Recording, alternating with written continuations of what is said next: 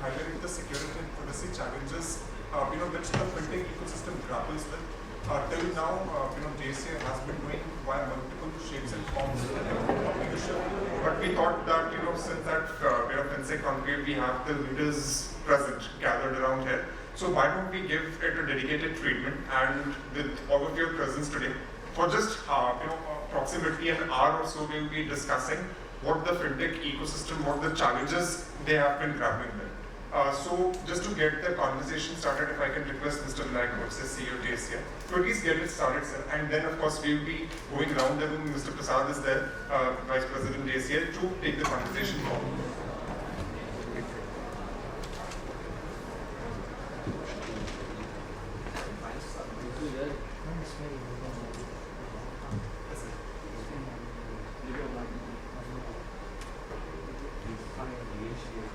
Check.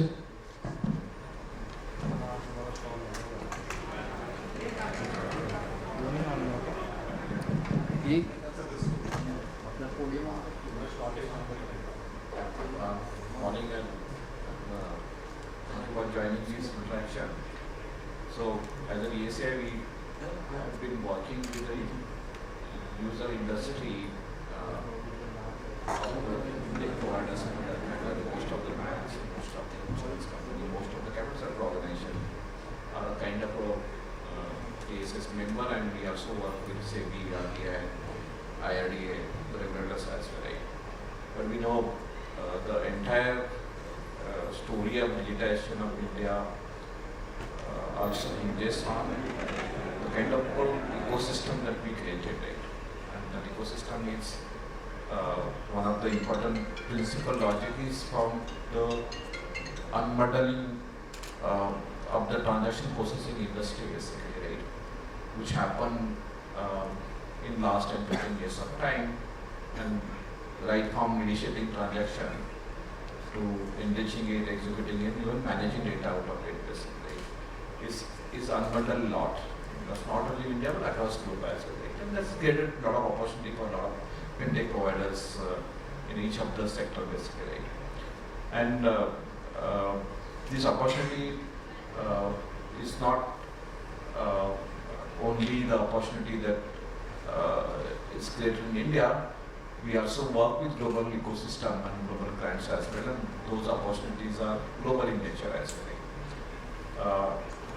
But increasingly, the discussions of security are coming, the supply chain security, coming like a third-party security, the risk management. So those discussions now becoming very significant discussion, and right now, in fact, they are becoming very critical discussions as well.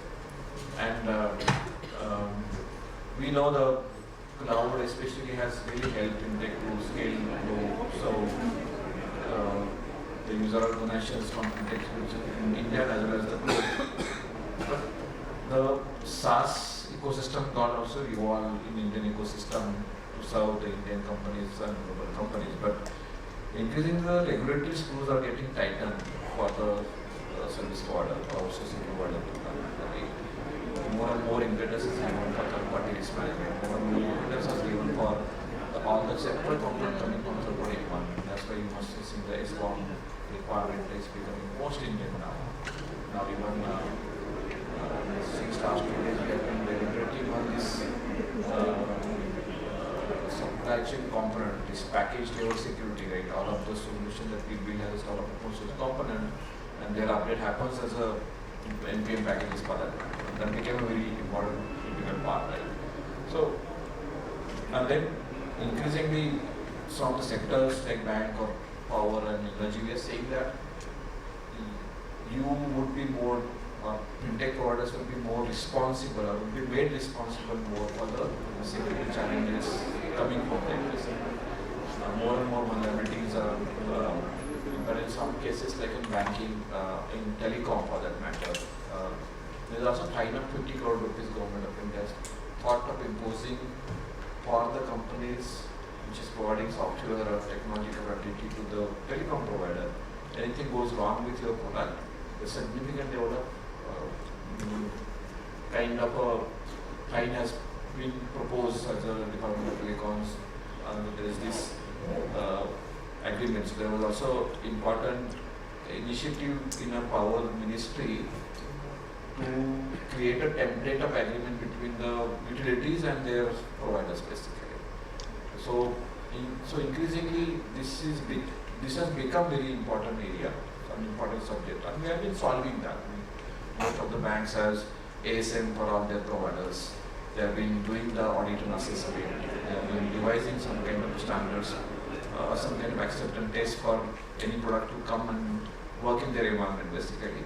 But this problem became very significant after this AI started coming in cybersecurity, right? And especially Mythos has raised this particular issue quite intensely, right? And now we know we work on the security with some consideration that there will be a specific effort, specific skill, specific resources you need to exploit the vulnerabilities. And it's not easy job for you to find and exploit the vulnerabilities specifically. But that equation got collapsed basically.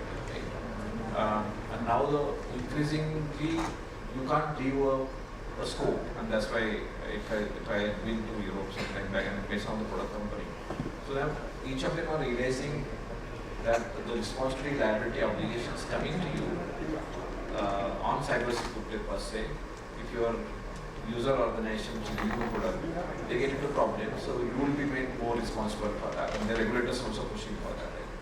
So that's why we thought about this as an initial step that we want to take. I've been talking to Mohit on this for long.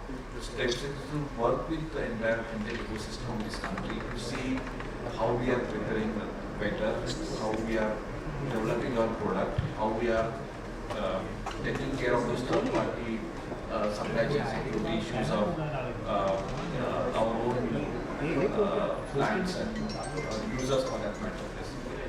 So this is a kind of forum to discuss on that, and that's why Pace is also here, and we also want to engage with FinTech ecosystem in this country and elevating this discussion so that because everybody of you must be doing, every people must be doing something, but you can learn from each other as well basically. And also sometimes regulation can go too stringent, and they may not be factoring all that socio-political ecosystem. For example, in your organization, I can understand reach to some level, there is certainly investment that you can make in security. But for small organization, if you are expecting them to do too much on cyber security, then it's actually pushing them out of the equation basically. So you also need to be understanding, because this unbundling has helped you to create this ecosystem, create job and create possibilities. And now cybersecurity may be coming to push some of these players out of the equation basically. So you also need to find from employment perspective, social perspective, economic perspective as well, right? And that needs to be balanced with what regulators are talking about basically, right? So, and our voice needs to be also heard, right? It's not, for big organizations, cybersecurity creates top-line value for them. For small organizations, cybersecurity creates, because it makes or break their possibilities basically, right? And that will be situation is coming in basically.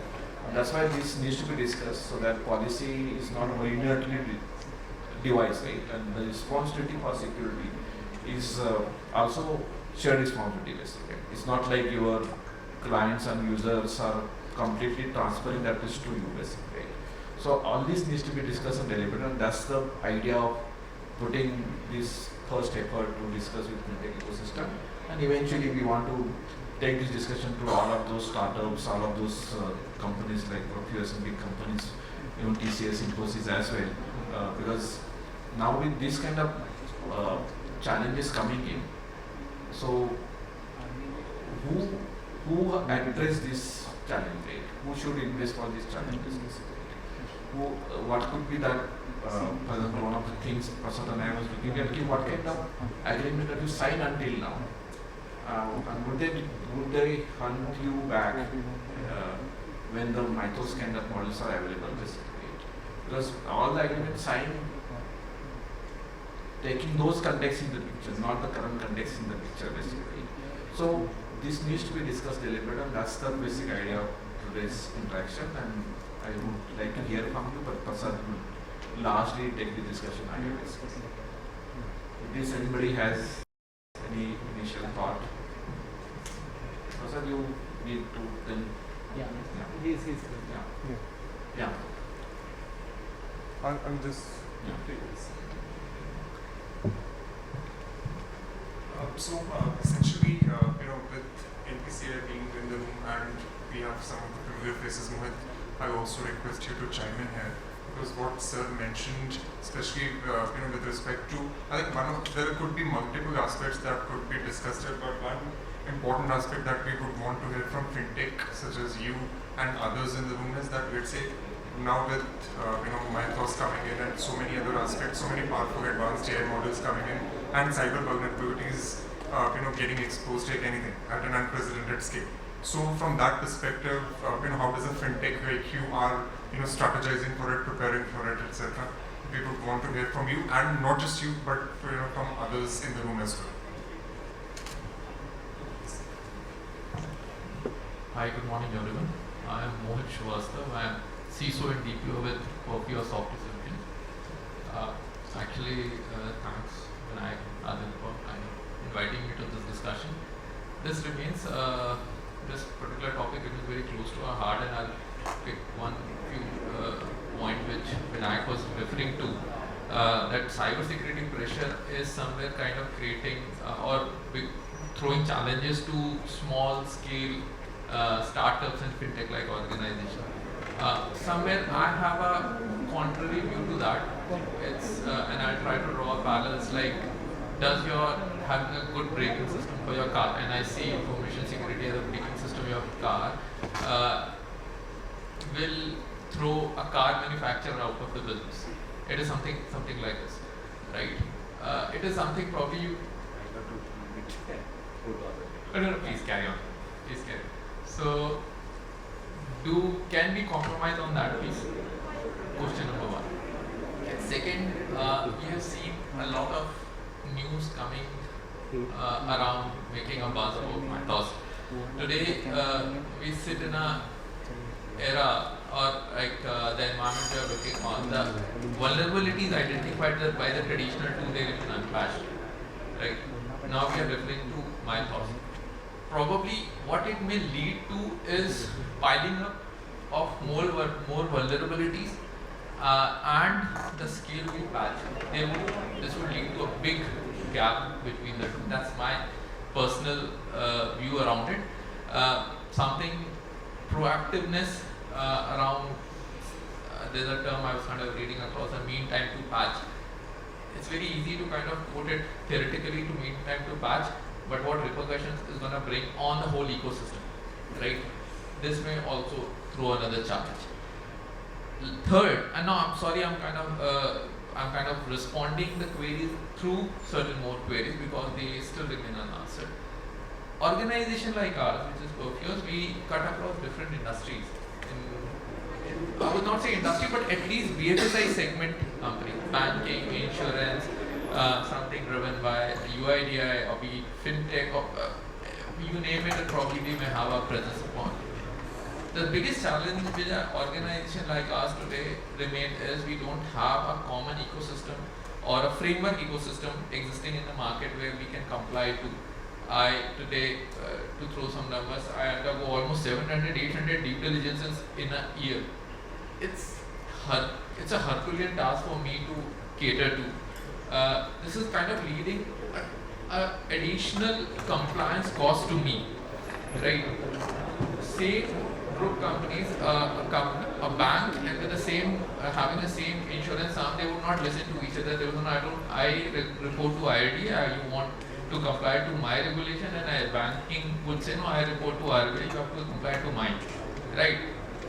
Organization like me sitting in between have to comply to multiple, and there's no baseline available today which I can go and like for example US and all would have an attestation on software type 2. Even on the pharma side they have something called a CFR part 11 where they do computer system validation. So now what I am trying to by these three questions, what I'm trying to portray is the disjoint sets today the whole industry is kind of facing, and something which we may have to link upon. One being the size of the organization, compliance pressures, and different set of regulations. So yes, the coming time is going to be will be more focused towards cybersecurity. Cybersecurity remains the undercurrent of all our offerings. Luckily, in this space, and I'm last but not the least, a very common problem when I talk to my customers, and they happen to be all regulated entities, they would say, why are you kind of, so when I try to paint a picture around what type of security measures we have been following, and we are kind of ahead of the curve, they are least interested. No, I don't want to hear all this. I want my services to be driven. But if something goes wrong, I'm going to come and catch the collar. And there are discussions already going on with the Ministry of levying hefty penalties on an organization like us. So where do I survive? I think that's the question. Mark, I'm going to leave it for everyone to think through. And yeah. I had a question. So in cases of where I would say solutions provided by like a Microsoft would be like a standard, something standard, and now they are to survive in the market, they are coming with customized solutions for the organization. Classic case being an AI, right? So how does a FinTech compare to what a very established organization? There may be certain things which you may be providing, but how does that regulations, this, because I as an organization would always, would go to say Microsoft because it is certified, I'm using the systems, it is much more easier for me to onboard. But where is that differentiator for me to, sorry, if it is a very tough question. It is not, it's easy to decide things. So, okay, first of all, I'll take a step back. You're comparing two organizations on a scale of a very different scale, service office and product line. Right? Unfortunately, that comparison may not fit best. Reason being, Microsoft likes of Microsoft, they are not very hot kind of application. So the type of product you have, the COTS application, you go and buy it, it's kind of off the shelf, right? FinTech does not work that way. FinTech is a very So now Microsoft is also offering customized solutions. Customization, that's where I'm coming at. So when I say FinTech customization, it's very different. It is touch basing, it is directly connecting to your business processes. Microsoft does not connect directly into your business process. They will customize to your business process. We do, right? You have a lending workflow. X bank would have a different lending workflow as compared to a Y bank, right? I cater to both, right? So that's the difference. One. Second is on the scale. There are an army of people, and right, like what Vinayak said, I am operating in a very limited set. I have got to be cost effective, not only for myself, but for the industry, but for the lender as well. Right? I cannot keep adding compliance pressure onto it, which I am already carrying, by the way. And last but not the least, I just lost my train of thought. A very good point came to mind, which is basically a practical problem which I today face in industry is. And I mentioned earlier that customer does not care what type of a shape and size you come from. They come from a very set mindset of following certain regulations, and they want to push it down your throat. Sorry to use this word, down your throat through them. I'm at a survival risk today, right? So this is where I think as an ecosystem, because the whole theme talks about the ecosystem, we have to evolve.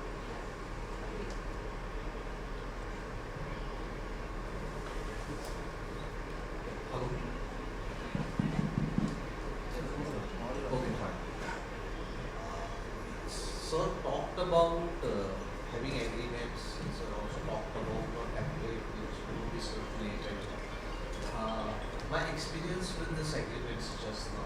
Okay, and we have been kind of trying to push this agreements as, let me use this words toward the third party or our partners' throats, because they are also not equipped to kind of comply with the regulations that say, for example, CSC and FCS, right? And those are not really bigger organizations. The bigger organizations generally do that. And many a times it also happens that the organization is small and they may or may not have a legal team to review what the agreement is saying. They just sign off on it. Okay, so while we have that agreement in place, okay, we really don't know what that personnel or that organization is doing in terms of compliances with that agreement. While we could be also sending due diligences, they might just stick on everything and send it back to us. There is no way we can monitor the third parties directly. So while we could be looking good on paper, do we really, how are we going to take care of things which are kind of out of our control? SEBI is clearly stating that your third party should be complying with everything that you are complying with. But even monitoring of those things, okay, even people say why they're complying, how do we monitor those? SOC reports, everybody cannot get those reports. So how do you think that we should be proceeding forward so that we are all in a good shape? And again, what you said is very important, that whoever is there in the business is also has to survive. Otherwise, if he is going to get walked under the pressure of all these compliances and the cost and expenses that come with it, they may not be able to do the business, they might perish someday, and ultimately my supply chain is going to break down. So how do we as an industry move forward on this? How do we even support our partners? Because that would also be required. It cannot be just that we are squeezing them out. It has to be a win-win situation for everybody. At the same time, everybody also has to be safe and safeguarded. I probably may not have a direct answer to that, but I'll try to touch base pardon if I have missed any point on that. So, having a templatized contract, I appreciate if there is any. Actually, if you see, it is going in the same direction which I'm referring to, that having a common framework, right? But it can't be lopsided.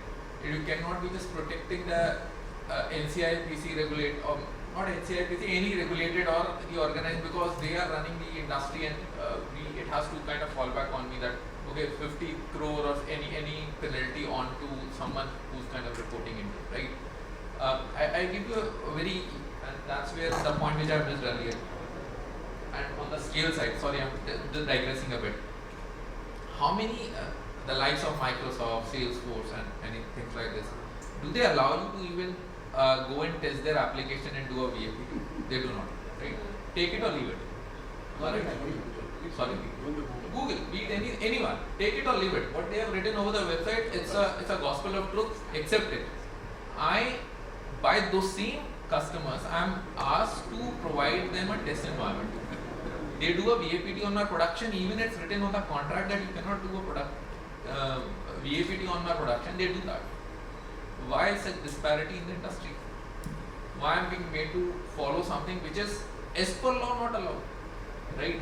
So if, and that's coming back to your point, if the contract, a formal contract or a templatized contract is being proposed, I'm more than happy to accept it, but it has to have my interest safeguarded as well. It cannot be lopsided.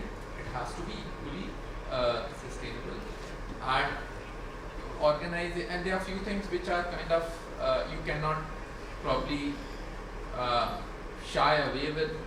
There is a basic security or a compliance check every organization has to put across, and that's where I'm kind of harping. From long, I'm trying to, whichever forum I go into, I just, you would see me hearing this point is a common framework across industries required, and this is what your problem probably may get solved, or for any, what any entity of any scale probably may be, may help them.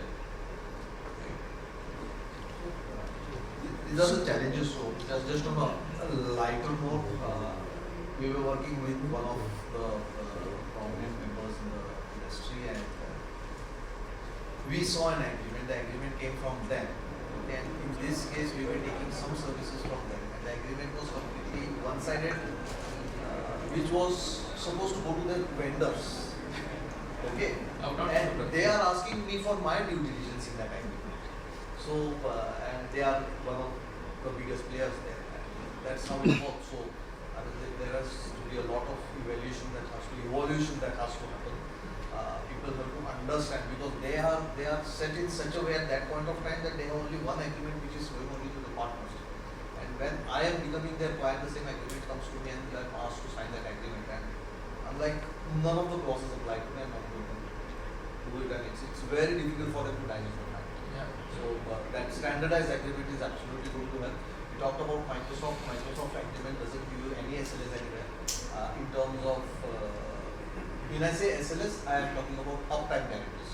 There are no uptime guarantees anywhere. What I say is, if I am not able to do this, I will do this. It doesn't ever say that I will give you a 99.5 or 99.9 or 98%.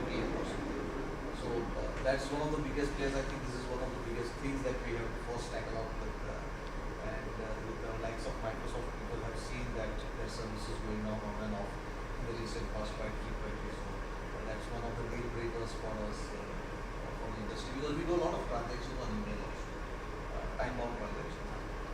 Yeah, See, sorry technology. to name a vendor here, but No, no, even that's a known. that's a fact in the disclaimer. industry, Even yeah. disclaimer from my side. It is just to exemplify, not that I'm not against any any So specific. this can volume. happen with anybody. It can happen with anybody, but see, technology can break down. The only thing it cannot be it can't be a disparity, right? Okay, you are catering certain set of OEMs with certain privileges and others with different. Yeah, and my thoughts. I think the whole discussion actually had certain area on my thoughts. We still right now kind of hunting in the dark. But What? if I could just Please. because the whole intent of setting this up was not that basic driving all of this, but just to understand from FinTech players like you and others in the room is that let's say tomorrow, once we wind down FinSec, etc., and then we have to reach out to the FinTech community, let's say Perfumes and others taking the lead in some of the conversations. So how, let's say, how should we go about institutionalizing something which is meant exclusively for the FinTechs? This is one. And secondly, how do we make sure that we are when we are defining the charter for FinTechs? So what are those key aspects that we should not be missing out? Was one of the ulterior motives, at least from my end, to pick brains from everybody present in the room. We also have Praveen from NPCI. So Praveen, we have been having conversation for some time now as to how FinTechs, the kind of challenges that they have been grappling with. But before I come to know, if we could have some quick remarks from you, Praveen, because you have also been interacting and dealing with a lot of FinTech ecosystem, right? Extensively so, right? So what are some of those we are talking about? Building that cyber and data protection resilience in the FinTech ecosystem. So what are some of the initial thoughts that you would want to share with the room? I'll just come to you. First of all, apology. I'm not very late. There was a critical meeting in my office, so I couldn't attend that. So my name is Praveen Kumar. How many don't know me? Anyone knows me at least? Okay. So So I'm CISO and DPO of NPCI. I almost on daily basis interact with FinTech CISO. So a lot of TPAP we call like Google Pay, Phone Pay, Credit, Pay, Super Money. There CISO almost daily basis I interact from TPAP or mobile application provider. Which we are from? What's your name? Saurabh Chaudhary. Saurabh Chaudhary. Okay. Are you a part of which team? I'm part of the technology base of banks. So I do interact a lot on this security, resiliency and privacy. So being a network, right, at NPCI, also I have some responsibility to support you to ensure that entire payment ecosystem run by NPCI is resilient and safe, secure, of course, and compliant as well. So resiliency is not a new word. It looks like 10, 12 words of 10, 12 letter of word. But building resiliency is really tough. So what are the things comes under resiliency, if I may ask? What do you understand by resiliency? And I'll stick to the data protection and resiliency. And I'm picking up right now resilience, and then I'll come to the data protection. What do you mean? I mean resiliency. What do you want to say? One thing.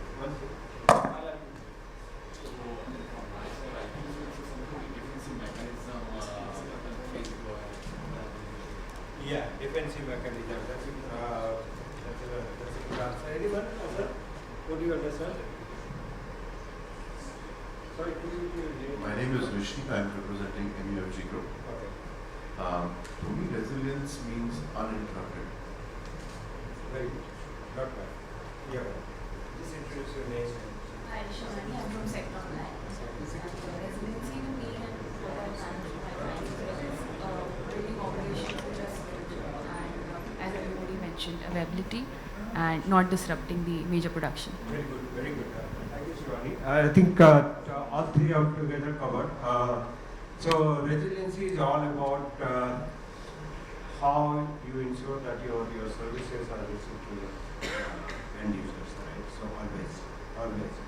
And resiliency has the biggest weightage in the trust factor, right? So if you all guys are trusting UPI, it means that we are resilient, right? So if you pay to him, you are 100% nothing, even not 1% back of your mind comes that it will not go to him, or today it will not go to, or it will take 10 minutes or half an hour or next day. Right? So that is how the trust is created, means that we are resilient, right? So only NPCI is resilient will help to make this payment ecosystem resilient? No, right? Because there are number of participants in this ecosystem, right? Let's suppose your GPay is not working. Let's suppose there is, I'm just speaking randomly, maybe you are from PhonePe.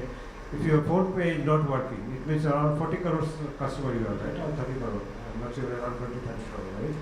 So your 20, despite NPCI is running, but your 20 crore user will face challenge, right? So this is our responsibility and NPCI responsibility to ensure that entire ecosystem is resilient. And now resilience is much more, even 10x relevant after this AI related threat, after Mythos and all those, right? I'm sure all of you have heard the Mythos, right? So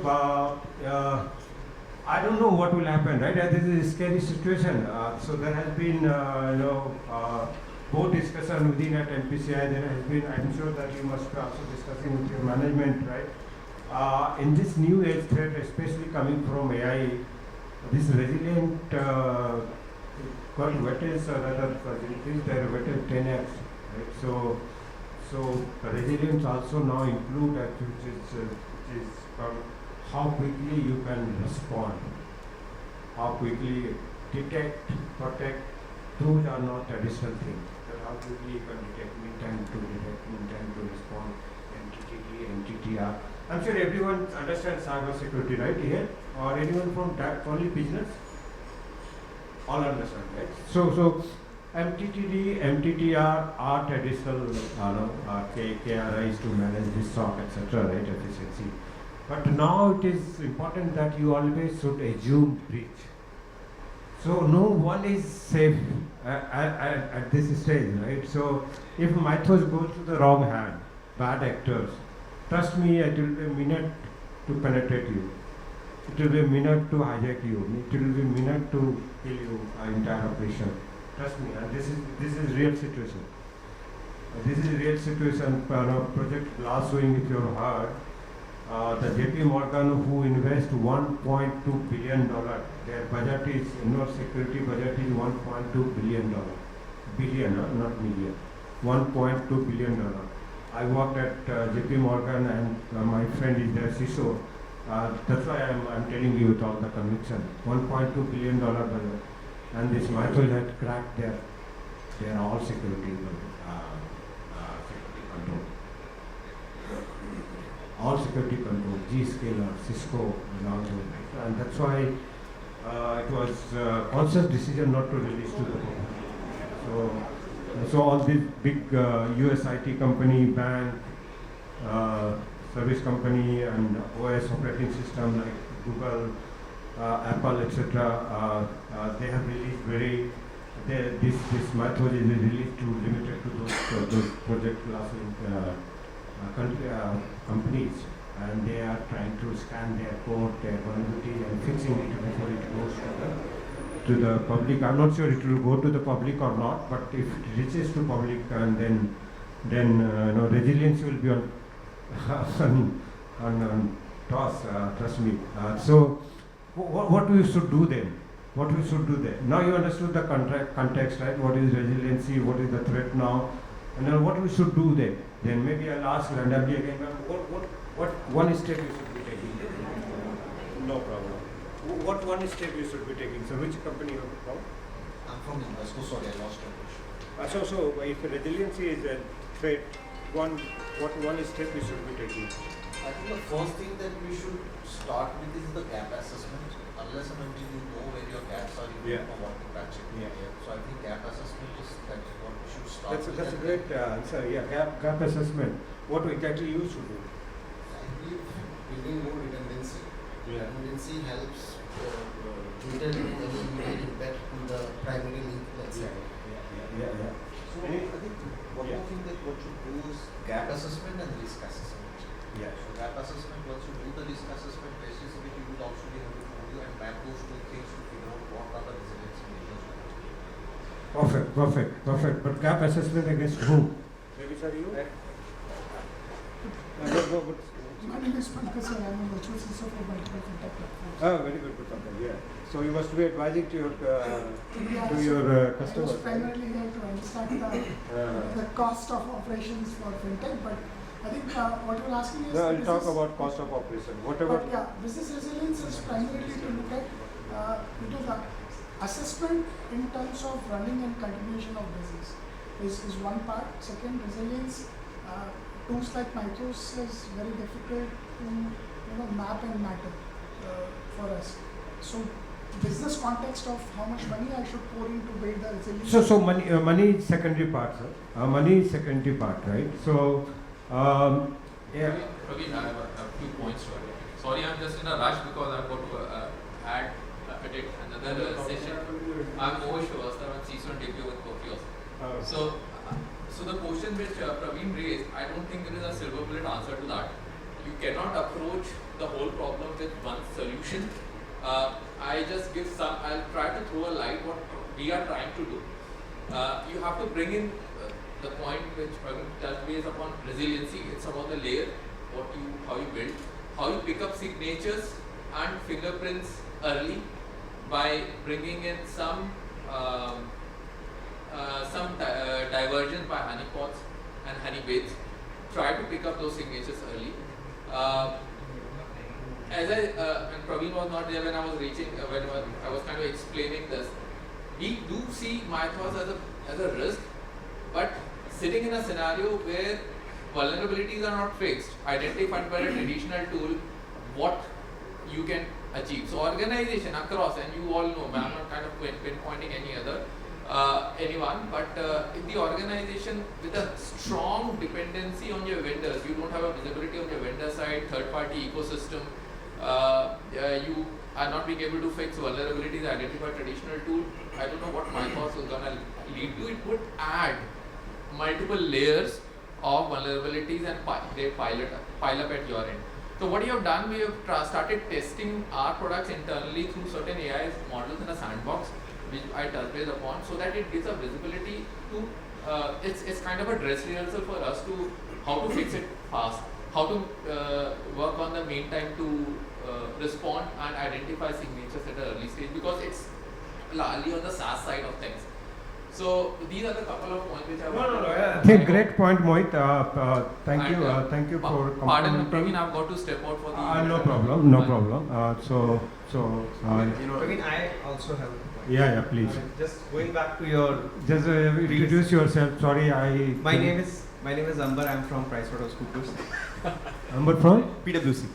PwC. Okay. Yeah, so you asked a very pertinent question, and I wanted to answer in two parts. I think Sir has said something, and there's a answer time from them as well. Mohit also added. I think resilience in two parts. One is a resilience is a day-to-day business resilience, wherein you rightly said it is how am I resilient enough to ensure that there is no discontinuity, disruption in the services that I am providing to my customers. One. Second is resilience in the era of mythos. So yes, the first part is like that requires an integration. When I say integration means while we acknowledge that there is a requirement of resilience, but when we start addressing it, there are things being done in silos. I think that integration is very needed, very much. So that is, I'm talking about the day-to-day operations which lead to non-disrupted services to the customer. Resilience in the era of mythos is all about bringing in agility. And when I say agility, what does it mean? Like some of the problems we are already aware. So if I talk about cyber, there are, sir said, let's do gap assessment, risk assessment. So the fact is like, there are problems, issues, vulnerabilities which we are aware. When we start closing it, that is where we are facing challenges because we have to go nook and corners, every area, every door and say this is closed. I think which is what is taking time, and that is where the worry is that if mythos goes into, as Praveen rightly said, goes into the wrong hands and we get exploited, are we in a position to see that, okay, I am not vulnerable because I have closed all my vulnerabilities? I think this is where it's very important to see that this is addressed in a most efficient manner. Yeah, thank you. Coming back to that core, how to build the resiliency, right? So,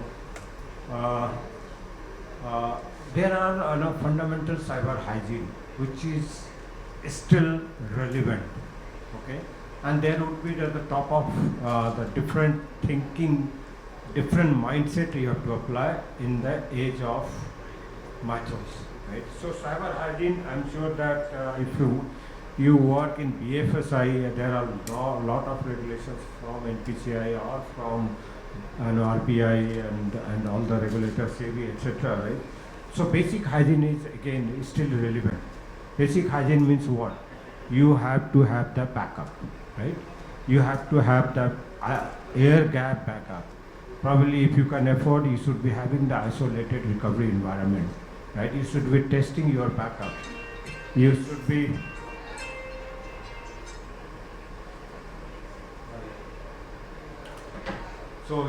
testing those backup. You should be mitigating the vulnerability.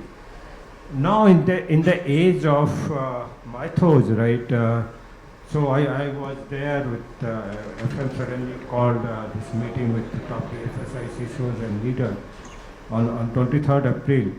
So it was kind of sudden meetings. They called a few of the CISOs and bank head.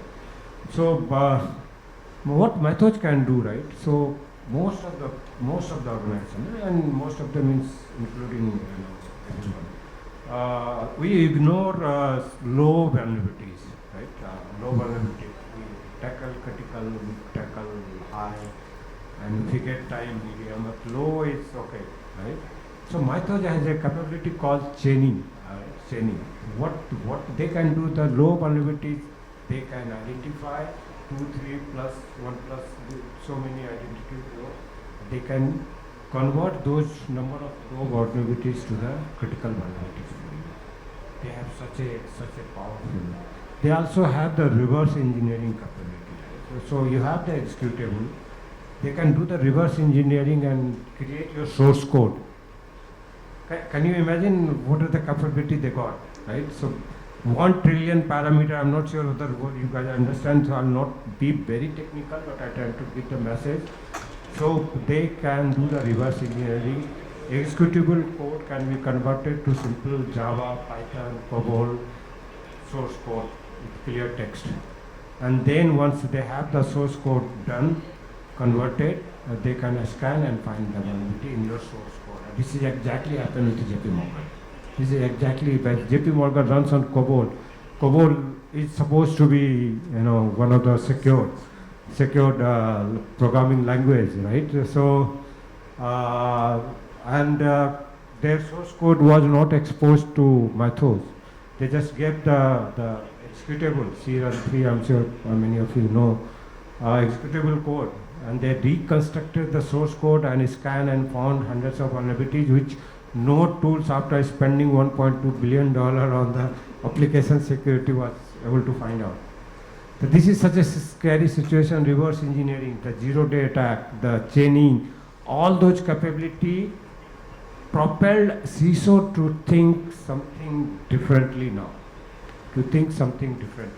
I'll give you the template. I think many of the advanced organizations, including us, what we're trying to do here, right? We're trying to do multiple things. One is that on the governance side, so please update to your board because this is a real threat. Create a policies, do the risk assessment, the gap assessment, what Sir has suggested, and present to the board. Boss, I'm here to update you. This is a scary situation. Yeah, so Praveen, all that is great, and I think one thing which we are doing in addition to the things you said is there is a tail risk that the risk will mature, right? And what we are doing is building a playbook. If it doesn't happen, how will we ensure we are resilient? So how do we work on backup system? What kind of communication we need to do, whether it's board, internal stakeholders, external stakeholders, and more importantly, what is plan B, plan C to recover from that? I think sometimes we are so fixated with the problem, we sometimes are only trying to eliminate that without realizing that there's always a very minute tail risk of the event actually. So I just wanted to... No, I think so I was coming to that point as well. So governance side, you create a policy, do the risk assessment, update to the board, ask for the funding. This is the first and foremost fundamental thing you should be doing. That your board must not be surprised. Boss, तुमने कुछ update किया नहीं मुझे क्या है matters मुझे नहीं.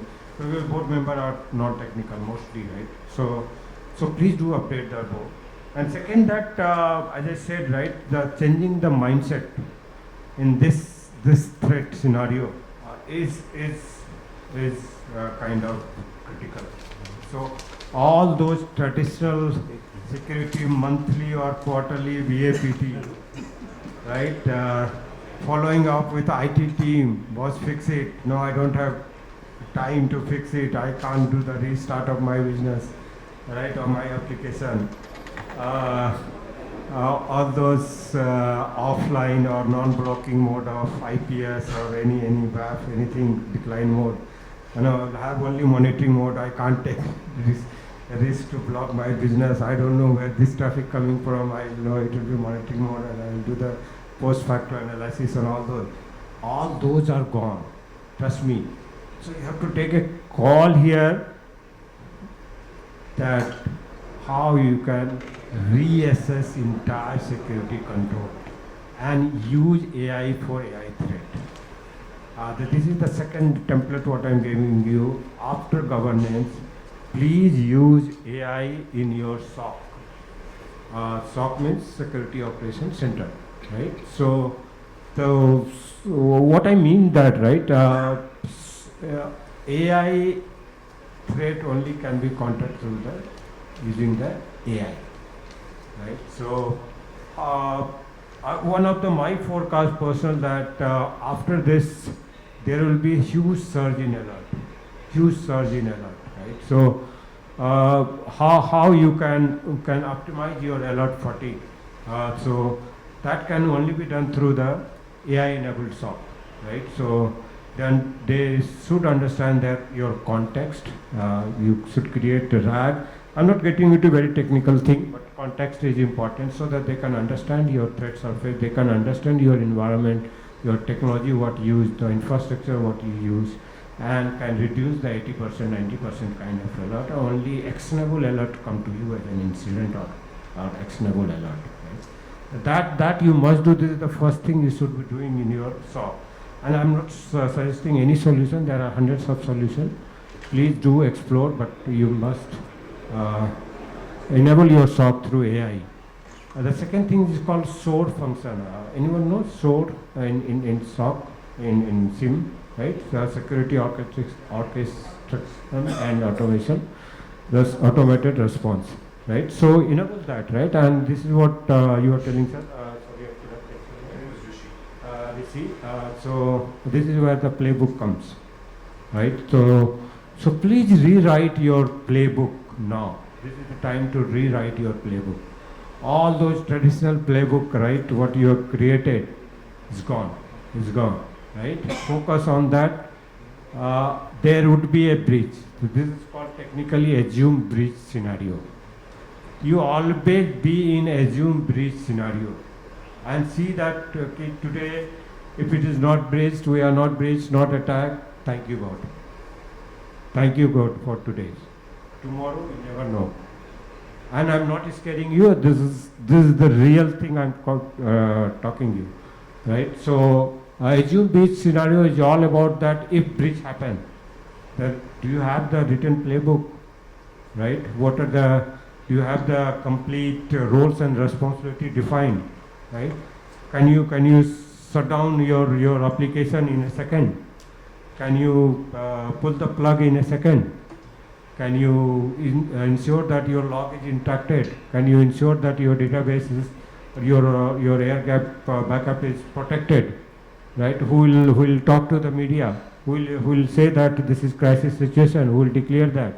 That playbook is very important, and there SOAR can help you with that automated response.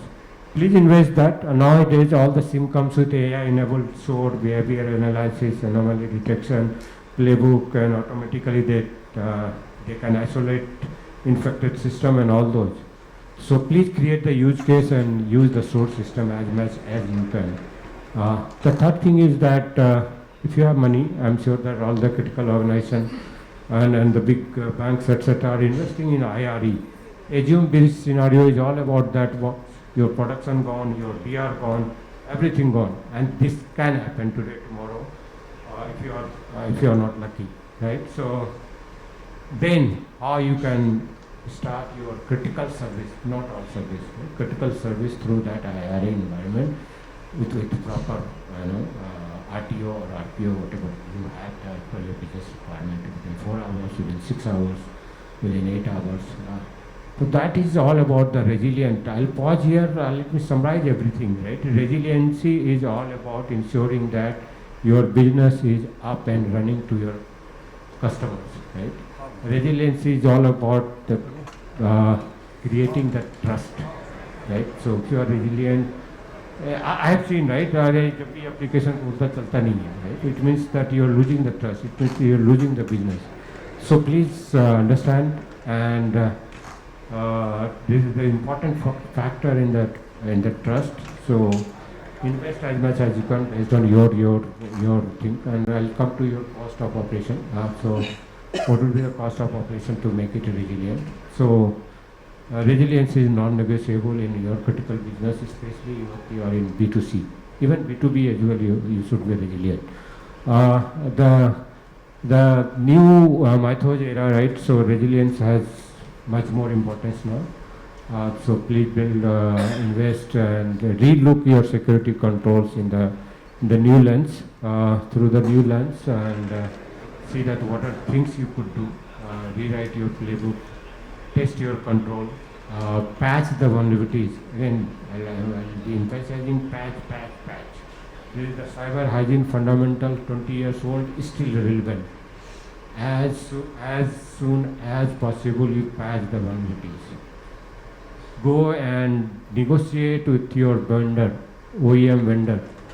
That was if I am attacked for your OS related vulnerabilities or application level vulnerabilities, how quickly you will give me the patch? 10 minutes, 15 minutes, 20 minutes. So that SLA to be rewritten. Earlier it's 24 hours kind of SLA they have, but now you should be asking for half an hour, 1 hour kind of thing. All those you should be doing for the resiliency side. I'll pause here and then I'll touch upon the data protection. Any question, any clarification, anyone? Yeah. So on the source side, what you mentioned, okay, that we should rewrite the playbook. So one of the points which you mentioned was that we need to identify a situation where we isolate the system in case of there is an attack or something. So I just want a clarity that how do you define a playbook, okay, which can sort of identify a resource which is sort of compromised and it will isolate, because at some point of time you need human intervention. So when you are saying we should have a playbook, is it that we should create a playbook and keep it ready so that in such situation we can just, So a human can trigger it? Understood, sir. What's your name? Kasip. Sure. Kasip, interesting question, right? So it all depends on the maturity of that organization. Okay. Maturity of that organization means that, right? If you can do without human in loop, that is considered to be a matured organization, right? So the minimal human intervention is a maturity sign of maturity, right? And it will not come overnight. It will not come overnight, right? So let's suppose my laptop, right? My laptop is infected with ransomware, right? My EDR has identified that EDR logs went to my SIM, right? SIM identified that my laptop is infected. SIM will activate the SOAR. SOAR will disconnect and disable my ADID. This is how it is, right?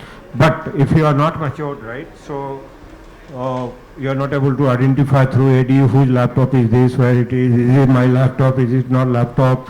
So it's not easy to activate SOAR. It takes time depending on maturity. Hope I answered your query. Yeah, Kasip? absolutely. I mean, I got your point that we need to have a maturity in the SOC, okay? Because these type of scenarios where basically, in whatever EDR you take, basically they have this capabilities to isolate the machine. I'll take you the complex scenario. Yeah, I'll give you the complex scenario, right? So at NPCA we are connected with thousands of bank, right?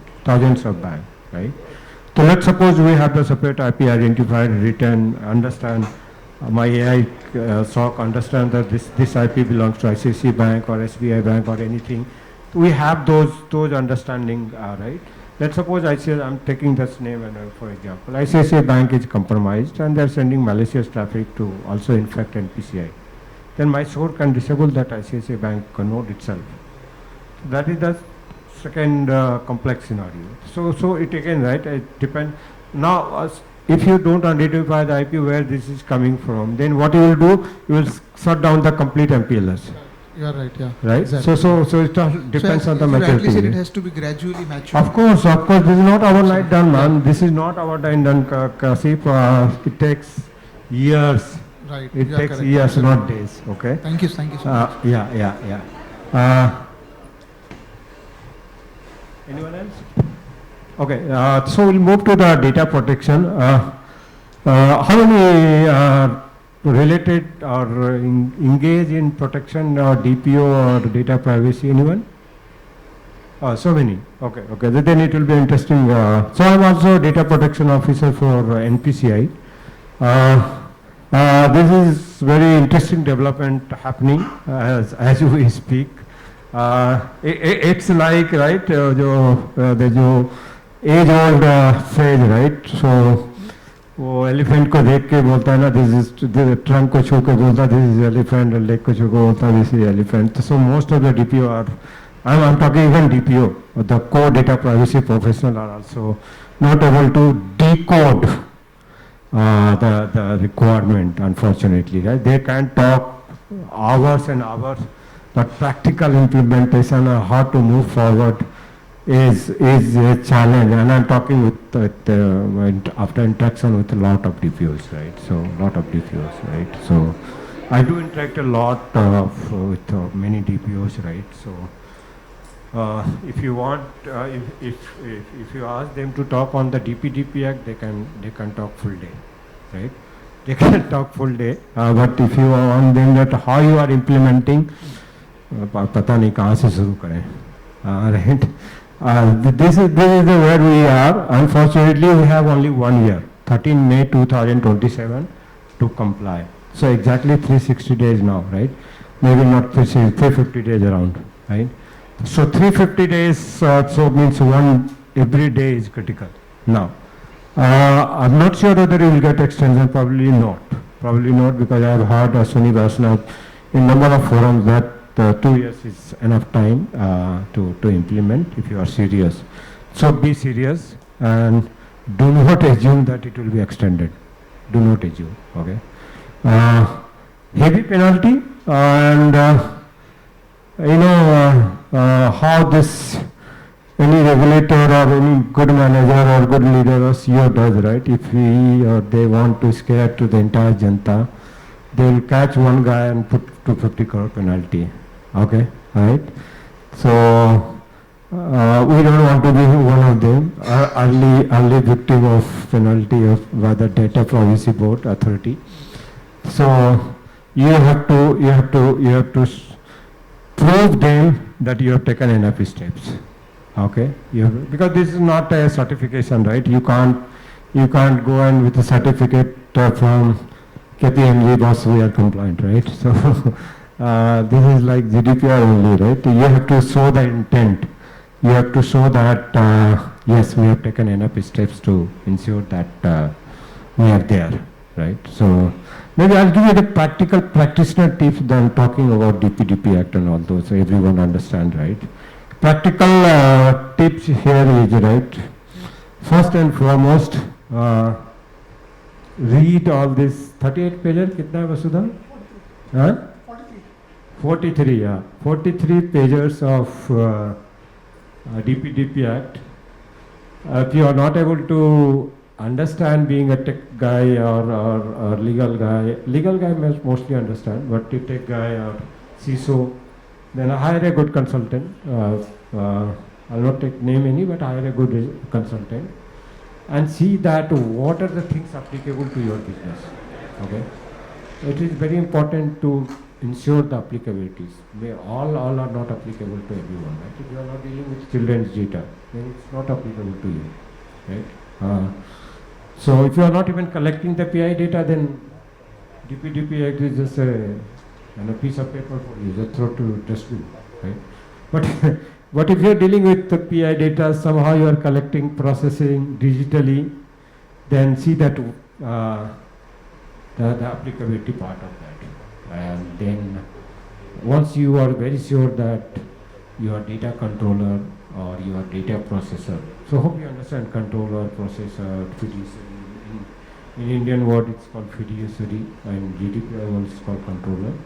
So once you are very much sure, okay, I am data processor or data controller, then you have the clear picture. Fortunately, unfortunately, I will not comment, but DPDP Act does not give any responsibility to data processor. Okay, so you are safe. If you are data processor, you are safe. Okay, safe means from penalty, but not safe through your data controller, because data controller will have the DPA, data processing agreement with you, and they'll put you penalty, part of penalty or anything, right? So depending on your agreement with your controller. But if you are data controller, then lot of obligations comes to you. This is where you have to prove to the Data Privacy Board that these are my obligations as a data fiduciary or controller.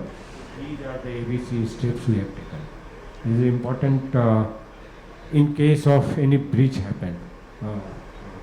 Right? So in case of any breach happen, then Data Privacy Board will grill you. And you have to prove them, boss, no, this is kind of weird bad luck, but we have taken all the necessary action because of methods, because of anything uncontrollable situation, we could not protect, but we have all the reasonable control process, etc. in place. Right? So then only maybe 250 crore may reduce to 10 crore, 5 crore, 20 crore. Right? But there will be penalty of this if in case of data breach.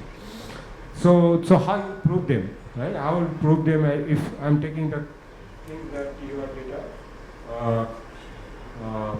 controller. Right? So as a data controller, few things you should do. First, that ensure the applicability, that what is the applicability you have, and then you do the gap assessment. Right? If you are starting today, I am talking only practical stage. Please raise your hand. So do the gap assessment. Again, you can do if you have the professional DPO or privacy team, then you can do in-house. No need to have an external consultant. But if you see that I am the single person for compliance, one DPO is hired, there is no team, there is no bandwidth, then go for that third party. I have a good either firm or Big Four or anyone, right? So do the gap assessment okay, these are the, I am data fiduciary, these are the 20 controls applicable to me. Out of 20, 10 we have achieved, 10 are not achieved, and these are the steps to achieve, and target date is, let's suppose, 13 May 2027. Right? So gap assessment will give you the clear picture where you are. Please update to the board, boss. This is government app, right? So board, senior management, your CEO must not take you lightly as a DPO or things, right? Or data privacy. This is Government of India Act. There is not that anyone has issued any circular, right? Do the gap assessment, and also you can have that engagement with your partner who have done the gap assessment to help you to fill those gaps right within the deadline. So, for example, if gap assessments are that you must conduct the ROPA or identify or you have the inventory of PII, right? It's called ROPA. Anyone? ROPA? Everyone understand, right? So, ROPA will give you the clear picture of the data inventory from where it is received, who is processing, who is accessing, where it is going, with the data flow diagram, etc. And that also will help you to decide your controller or not. Right? So do the ROPA, do the data flow diagram, build some processes called PIA or DPIA, data protection impact assessment or privacy impact assessment.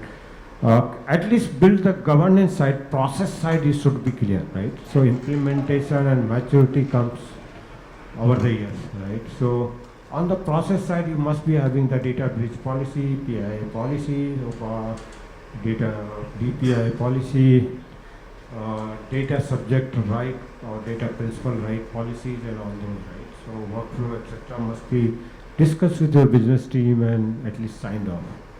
This is on the governance side. This is piece of paper anyone can do, or even you can do also by using the ChatGPT. Okay, no need to have any consultant from this. Just I work with. Where do you work, ma'am? Where do you work? Sorry, Bulgaria. So I need SEC compliance. Go to the prompt of cloud. I am working with SEC compliance as a privacy officer. I want to create a data privacy policy. I am in this business. I'm in this business. Within 10 seconds, you'll have the policy in your Trust me. It's so easy. Writing process, policy, workflow. Give the right prompt, and you'll get that right. But it is critical.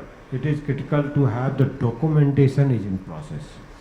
If you don't have documentation, then data privacy board will grill you, right? So if it is not, you are not having board approved policy, if you are not defined, signed off process, it means you are in problem. Right? So this is on the documentation on the process side. Now coming to the implementation, right? Where it matters a lot, right? And that's where this all DPO is struggling. The implementation how I'll do, right? So again, depending on the size of your company, if you are having bootstrap company, 20 members, you can do manually. If you are having the bigger enterprise, right? You should be taking the help of any tool, privacy tool. So there are many tools in market. So use any tools and automate all the what you have done, right? So automate that, build the workflow, conduct the ROPA for all your business, have the data flow diagram, PI data, how it flows in your organization, and that clarity will give you that yes. On the same side, right, there is another aspect of data protection is called data governance. Anyone can tell me data governance and data protection, what is the difference? Yes, sir. It's difficult to understand and look confused होते हैं. Am I audible? Yeah.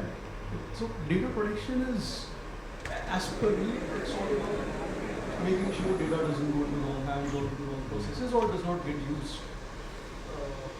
misused. Data governance is all about its life cycle, where it is coming from, is it the right data, the purpose of application? Yeah.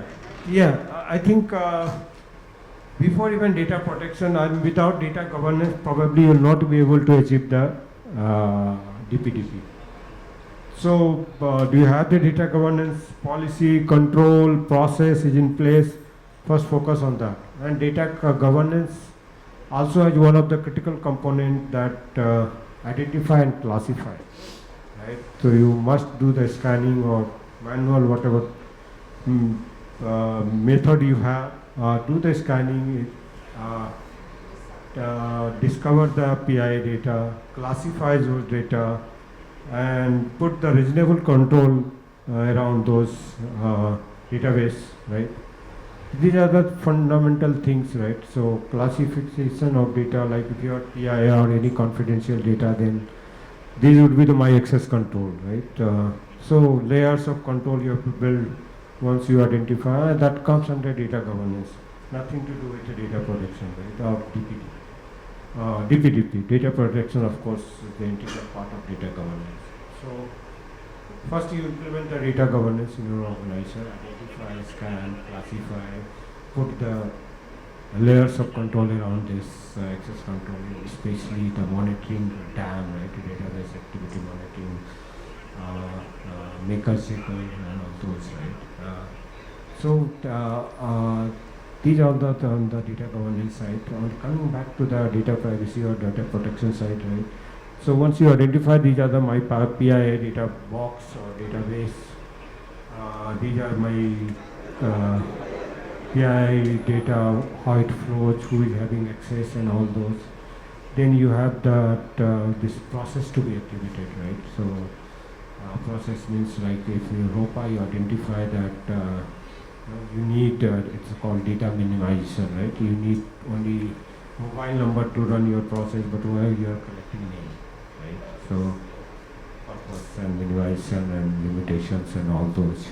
And then you can take the corrective action, right? So if you do all these things, this corrective action is again critical to showcase to the data privacy board to reduce your 250 crore to 50 crore. Otherwise, you 100% to 50 crore, right? So, yes, was I have done this done. Yeah. Wanted to understand the significance of having an automated data discovery tool versus having a manual one. So manual one again, right? PhonePe, don't think you can do manual, right? So I know PhonePe. Next week I am coming to your office, by the way.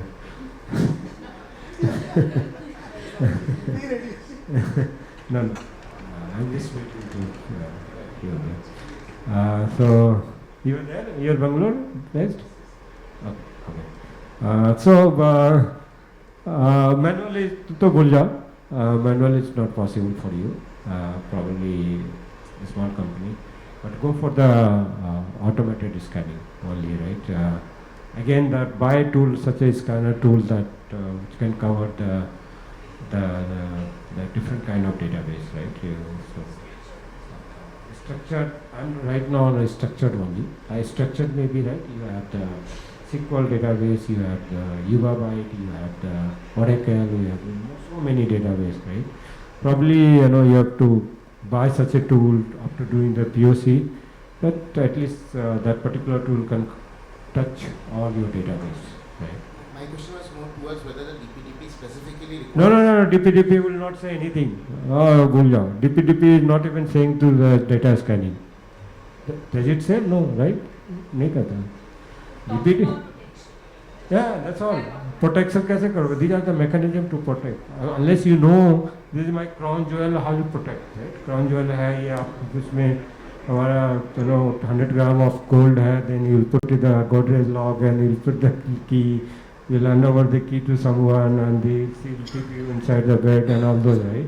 Then only you can protect. Exactly this, the once you identify that these are my crown jewels, then only you can put the layers of control around this.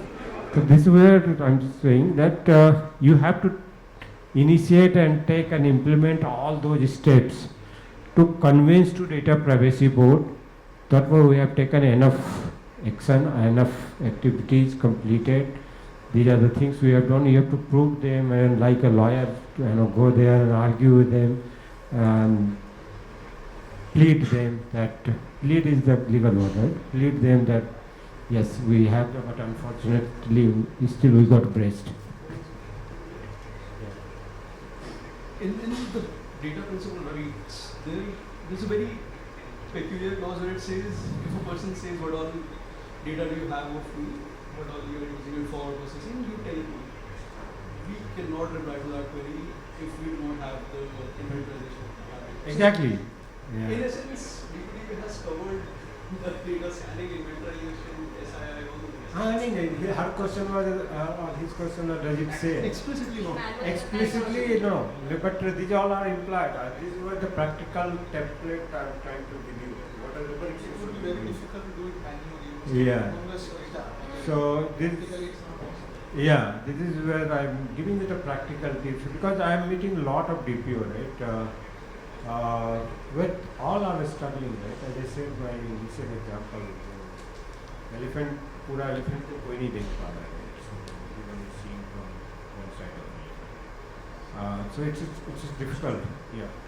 So my question was, कोई बात नहीं मैं सुनता हूँ. my question was mostly on the fact that for new businesses coming up, right? When all these circulars and guidelines are already in place, it's easier to implement from scratch. While doing it retrospective for existing business, legacy businesses, it offers a different set of challenges in its own. That's why they've given you 2 years. Now you're clean bold. Now you're clean bold, right? DPP board chairman will say that why should these all are silly argument. You please don't even raise to the DPP board. Sir, are you in the board, Chairman? I know. So I was DPO for Barclays. I appeared for Barclays. So I know that, right?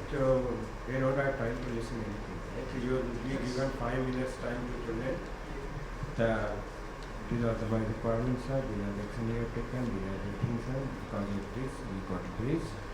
I plead you, please care, you can clear about me. We have a new company, please. We're off. Response to the query. See, it's what that it's going to be easier. I'm right now working for PPPay as a CISO. We're about to go live for a couple of weeks now as a migrator. And I used to head information security and data privacy for policy design. I'm telling you, it's not easy for either organization. We have to have all the things. There's that. It's not easy. No, it's not easy for your organization. No, it's not easy to anyone. Exactly. Trust me. This is where everyone is in same shape. But differentiator here is that few DPO or CISO understand what to be done. They made their board to understand these are the requirements. They got the budget from their board. Right? They have hired a good consultant to at least on the governance side, documentation side, these all are done. And they also invested in some good tool or doing the POC to buy some tool. If all this till today you have done, you are safe. If you have not done, trust me, God will save you. This board will be big, will be having very, sharp teeth. They will bite you like anything. But I know that European Union board is really no faltu baat hai, right? So only 2 minutes, come, argue, go. I'm expecting that our board also will be, that kind of teeth. I'm not sure what kind of board will come, what will be that, whether they will give you more time, they will be compassionate, they will be sympathetic to Indian company, I'm not sure. But you never know, right? Out of 5, 1 would be very harsh, for sure. Very leave privacy, eat up privacy, and drink privacy, sleep privacy. If that board member is listening your argument, then you are gone. So there is a petition on the Supreme Court for that the DPDP Act is contradictory to the right of RTI Act. So So yeah. I will not comment, right? This maybe one can talk. Right? Yeah. Sir, in this case, this This No, is- no, this is our prediction when we have nothing will happen next 5 years. So FinTech is one side of the story. FinTech is one side of the story, but in case of education, universities and also the healthcare, So healthcare, so this is where FinSec, right? So I'm touching healthcare is again the 2x problem there, right? They deal with much more PI data than BFSI. So anyone in healthcare, I can talk separately. Otherwise, healthcare is. a couple of healthcare platforms that I'm working with, they are really struggling to, because they have to keep the patient history data for X amount of years, and also to comply to DPDP in India, maybe a small chain of hospitals or pathological labs which they are trying to ensure. Now customer is coming and asking, you've been holding my blood group data. Example, a small BPO company has, when I join as a company employee, my blood group data is stored in the HR data, and as a organization, I get an annual healthcare test. The data is going to that pathology log. In this case, somebody who becomes a fiduciary, how do they comply to the laws, etc.? So simple. If any data subject or data principal, right, comes to you and asks you to delete, this takes the upper edge. Now, you also have the sectorial regulator, right? So you have to find balance. So what BFSI does generally, right, and what we will be doing as well, and what is suggested to do, make it as a flag it, okay? With consent is withdrawn, they have asked for deletion and remove from the production. Keep it in storage for the regulatory compliance, because you also have the obligation for your regulator, right? So, like for BFSI, right? So RBI says that all transactions to be stored 10 years, right? And she comes was, no, I don't want to delete PhonePe, let's suppose, right? Please delete all my data. PhonePe will not be able to delete, because PhonePe will have to keep that transaction for 10 years. What PhonePe will do that? They will flag her AI data or entire transaction as a withdrawn. Customer, any employee put that, okay, this is withdrawn or whatever. So then they have to remove from the production for any analysis, for any MIS, for anything. And within 30 days, they have to confirm to Shivani that yeah, it's done. This is the practical.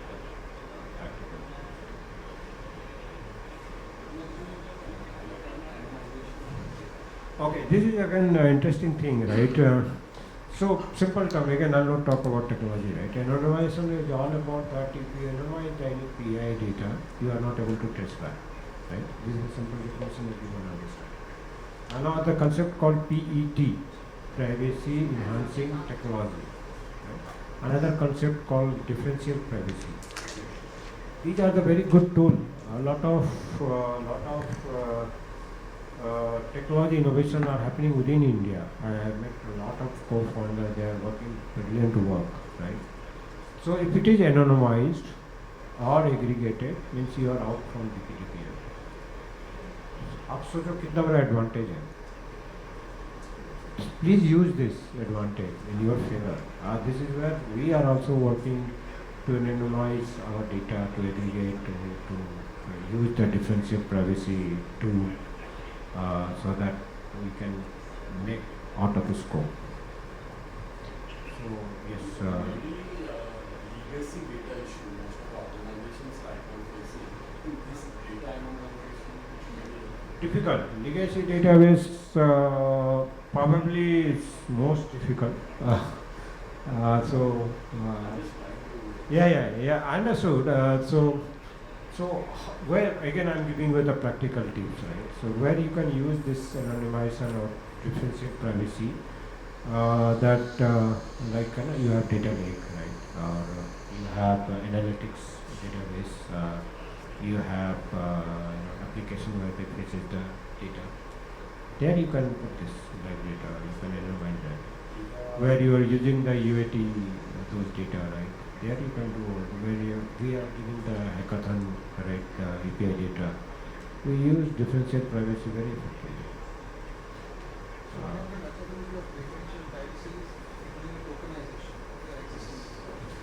So suppose, so so what we are looking on two things. Okay, so I am from Quantum Mutual Fund. Okay, so we do marketing and collaterals are sent basically. So how do we have an automated solution into that, where suppose customer gives or a lead gives a consent, okay, please don't send me an email, only reach out to me on WhatsApp. Okay, so we are looking for a sort of a system where when the collateral is being sent, it's being shoot out, because it happens on daily basis, right? So automatically it will integrate with the privacy system, and it will not, that customer's details would not be there inside that. And suppose you are doing, as sir highlighted, that if you are doing analytics or something, there is a tokenization. So whatever analytics, or because every marketing team and everybody does that, how do we get do cross sell, get businesses from the leads or something like that? So there is a tokenization. Okay, so all the relevant details which you want of the customer, you will have it, but you will not have the PI data of that basically. But still you will be able to achieve your purpose. Okay. Yeah. So we are trying to identify such a solution where we comply to the Data Privacy Act also, and at the same time we are able to continue our business basically. I think he's right. Differential privacy is one of the mechanism to anonymize, and second mechanism is tokenization. So both are different. Both are different. Okay. So you please use tokenization as much as you can. Right? So this is where I was coming. Differential privacy or anonymization technique. We developed our own anonymization technique with the help of IIT and ISC, where we anonymize the data and share with the hackathon for API and all those. Please use this technology. A lot of technology in market experiment with that. To experiment with that. What else? Copy short back I'm done with the line. Yeah, please. I have another 20 minutes. Okay, sure. Hi, good afternoon, everyone. What's your name, ma'am, and company? I'm from SBI Live. My name is Swati Vajpayee. Okay. And being a significant data fiduciary belonging from the Data Protection Office, this is something that I face as a challenge when I'm interacting with the functions of the business. You are not alone in trustee. Sorry? Everyone is facing challenges. Yeah, I understand, absolutely. Perhaps that's why this question coming out loud, so that maybe thinking minds here can help me derive a solution out of it. Now, the biggest challenge every organization right now is facing is my operations as well as my compliances should be met. That's where the role of a data protection officer is coming into picture, that they are able to comprehend the business requirement as well as the protection or maybe the compliance requirement, and come to a common standpoint where everything is running smoothly. That's the myth, by the way. So when it comes to data principal rights management, the law gives right to the data principal that they can give mandatory as well as optional consents for certain exercising of my operations on their data.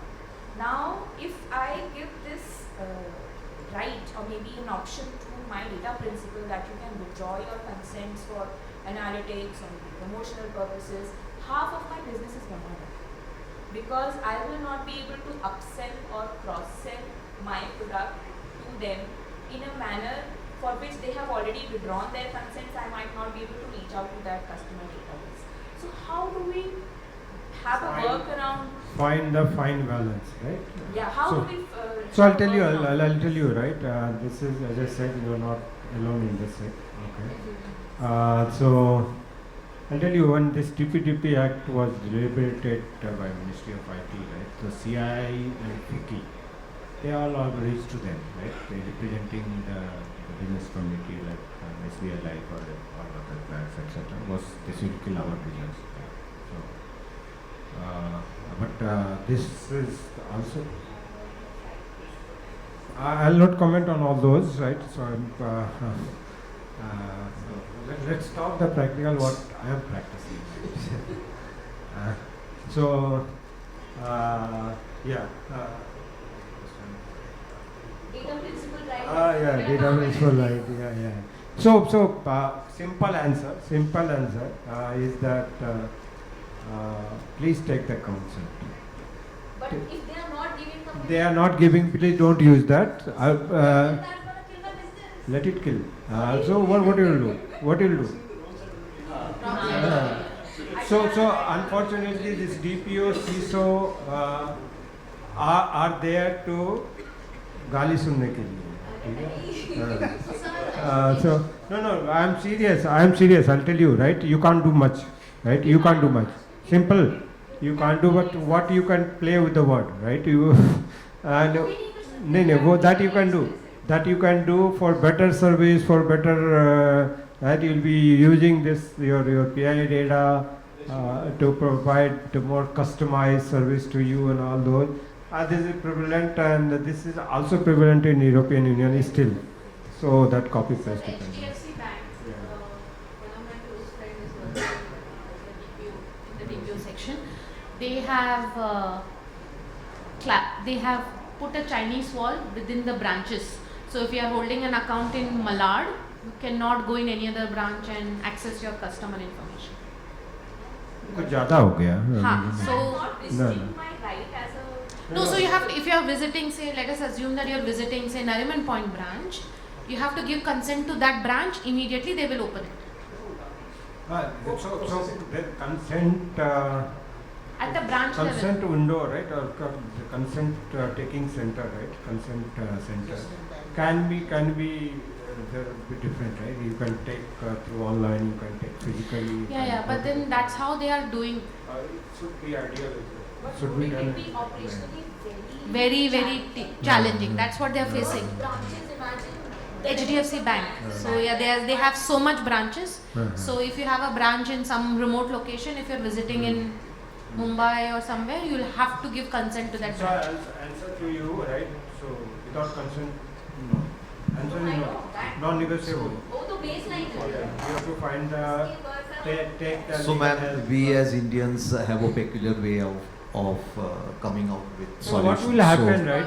What will happen, I'll tell you, right? 99% customers who are reaching to you to draw consent and don't use my data, they will not do anything. But 1%, maybe 0.01% kind of lawyer or some activist, so there are- they will drag you to the data privacy board and ensure that you get penalty. Yeah, just waiting for 30 May 2027. Yeah. See, it's very, what he is saying is a very pertinent point, that there will be that one person who would come out and he knows that there's a 250 crore of fine. So you're going back to him on a drawing board and sit down across him and say that let's work this out. Right? Yeah, it's a 250 crore of fine, right? And he is very aware of that. Having taken up from your previous thing saying that how we work around to draw this business, Government of India or TRAI has stated that all the promotional calls should come from a number called 140. I'll take the names here of the organizations. So for once some time in my life I bought some fridge somewhere and bought that on a credit card, which was given to me by free by this company saying that Bajaj, saying that free EMI or whatever it is. Till today, and even just now a while ago I got a call from them, sir, we are so and so and we are, and that those numbers are always mobile numbers. How many of you have received that call from 140 in the longest while now? Nobody, right? While that's still the prevalent thing, right? The just now what you have got is 1600 for all service level calls. How many people have you actually got service level calls from 1600? Okay, vis-a-vis, are there any service level calls which have not come from 1600? Of course they are, right? So we do have that. Of course, I'm not saying that we should use that, but people will come out with ways. Not all organizations will do that. The place where I work, we do comply by all these regulations. We don't call any customers without 1600. We have gone ahead and done that. But we don't know what's going to come in there. I'm not suggesting anything here. Just coming from an experience and kind of reiterating that. But going by the law and going by whatever is required by us is very Better important. to be conservative, this is what I'll say. Better to be conservative because see, 250 crore probably SBI Life can afford, right? I'm not sure. Maybe, probably you can afford, but what you can't afford, the reputational damage. Okay, so better be conservative in that language. This is how I am also negotiating with my board, my business owner. This is how I would suggest my personal advice that you negotiate. And we don't know whether that 250 crores is case to case basis or per year basis. Case to case basis. So then, so in that case, And in that case, what sir is saying is if X person does it and the whole world knows this, there are going to be X, Y, Z and X number of people coming out and going to do that. Oh my God, I have this tool in my hand now. So one that's question. going to be a free fall for everyone. One question. Any clarity or any suggestions regarding the standings of core data fiduciary? Because see, for SBI Life, Policy Bazaar will also be a data fiduciary because they won't be. I'll give you the example of my industry, right? So your phone pay, right? You are the co-fiduciary of your PSP, right? Your bank. So this is simple. SBI Life, if you are also collecting data, like your channel partner like Policy Bazaar is also collecting on behalf of you. You both are co-fiduciary. The controls will come about. Yes. So in your case, right, PhonePe is also fiduciary, your respective PSP bank is also fiduciary. Then you have to have agreement with your PSP respective that what are the role, what are the things you should be doing. Control requirements will be jointly owned. Yeah. Means co-fiduciary is nothing but data fiduciary. Simple, you have to put all the control as a fiduciary. Still have the same AMC going, but R&D is a data fiduciary. Who? So we have KFIN as an R&D, okay. R&D. Or maybe CAMS. CAMS and KFIN are both register and transfer agent for all the AMCs, right? Okay. So RT is still saying that they are data processor, okay. But there is a still debate going on that they should be a data fiduciary. as So well. here it comes, right? Who is deciding the means and purpose? There are two things. That Right? AMC is deciding, yeah. So therefore that particular process, that's why these are the nuances Because that. RT uses data for their purpose, the same investor data. Exactly. These are the nuances, So I right? work for MUFG in time. We are an R&T for the corporates. And as a result of that, we are still having this debate and with the clients to say that we are processors because we don't want to be liable. But that's a conversation. It's a never-ending debate. I'm coming up with a new question. Basically, I'm fixing this question on the consent management. So, over a period of time, maybe after 2 years, you are there are entities, since it's an independent company, there are the entities that the individuals are coming and going to the to be formed DPG, we will form some repository. So how that can be utilized, whether that will be happening. So my view, personal view, this is nothing official, right? So consent manager is not for the company. Consent manager is for individual. Just first, you should be very clear, right? Now there are two ways. It is a PhonePe kind of big company, right? So either you should manage the consent of your customer on your own, or you can avail the services of consent manager. No, you are not outsourcing. No. So consent, let's understand, right? Geo Financial has applied for, I think, consent manager, right? If they get that, I think they have already received the approval or they are getting that approval. What Geo Financial will do, Geo Financial will reach out to you guys because Manoj ji, which are the company you want? No. He will ask you, consent manager at Geo Financial, that what are the services you are availing, who are your bank, like let's suppose PhonePe, right? So says they will send you a mail that PhonePe, I'm sharing your PI data with PhonePe, with this consent, please approve. If you approve, then as a consent manager, I will reach out to PhonePe because I have 1 million customers. When given the consent, I will manage the entire life cycle of that consent of those 1 million users. You need not to take consent individually with this 1 million. I will do everything on behalf of those 1 million individuals. You pay me 1.1 share, whatever they are. So they will be also away from that application. Understand? It's a win-win. This is the beautiful thing what Government of India does. Consent portability. consent portability, right? So I think this is quite useful, especially in small company or even big company as well, right? Who don't want to take any obligation on the consent side. Why should I take, right? If you have 1 million customers consent taken, you are obligated to manage their consent, you are taking care of their everything. We will just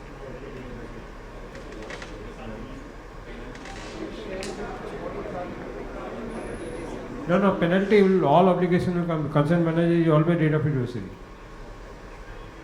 There is nothing, no obligation on him. No obligation on him. They are just paying to it is called risk transfer. Yeah. Risk transfer.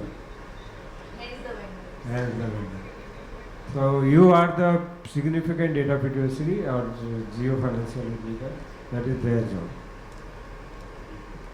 That is their job. No, I'll not comment on all those. There are many things I will not comment. I know that since this is public sector. Anything else? Anyone? Kaizar, I hope you find it useful, and I learned from a lot from you guys. So it's nothing that I'm expert in. I also learned. Wonderful discussion. Because it was a dialogue and interactive session. So I think this was a very interactive session. Thanks for your thoughts. All of us learned a lot. Everybody's participation was there, so it wasn't That's why I also collaborative effort here.